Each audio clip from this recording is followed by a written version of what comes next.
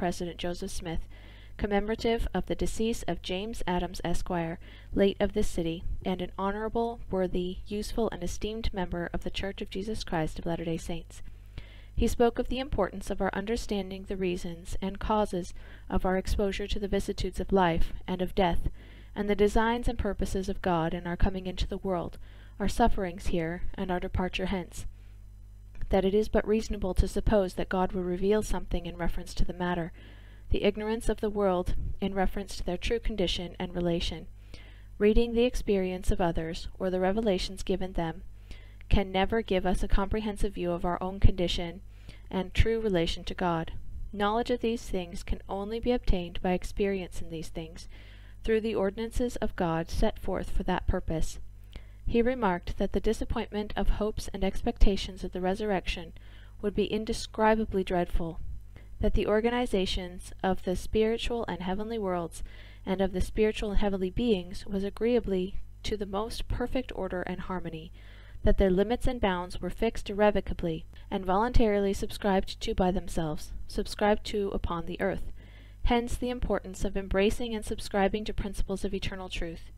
He assured the saints that truth in reference to these matters can and may be known through the revelations of God in the way of his ordinances and in answer to prayer. The Hebrew Church came unto the spirits of just men made perfect, and unto an innumerable company of angels, unto God the Father of all, and to Jesus Christ the mediator of the new covenant. But what they learned has not been, and could not have been written. What object was gained by this communication with the spirits of the just, etc.? It was the established order of the kingdom of God. The keys and power and knowledge were with them to communicate to the saints. Hence the importance of understanding the distinction between the spirits of the just and angels. Spirits can only be revealed in flaming fire or glory. Angels have advanced further, their light and glory being tabernacled, and hence appear in bodily shape. Concerning Brother James Adams, he remarked that it should appear strange that so good and so great a man was hated. The deceased ought never to have had an enemy, but so it was. Wherever light shone, it stirred up darkness. Truth and error, good and evil, cannot be reconciled. Judge Adams had been a most intimate friend. He had anointed him to the patriarchal power to receive the keys of knowledge and power by revelation to himself. He had had revelations concerning his departure, and had gone to a more important work of opening up a more effectual door for the dead. The spirits of the just are exalted to a greater and more glorious work.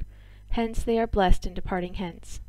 Enveloped in flaming fire, they are not far from us, and know and understand our thoughts, feelings, and emotions, and are often pained therewith. President Smith concluded with exhortations to the Church to renew their exertions to forward the work of the temple, and in walking before the Lord in soberness and righteousness.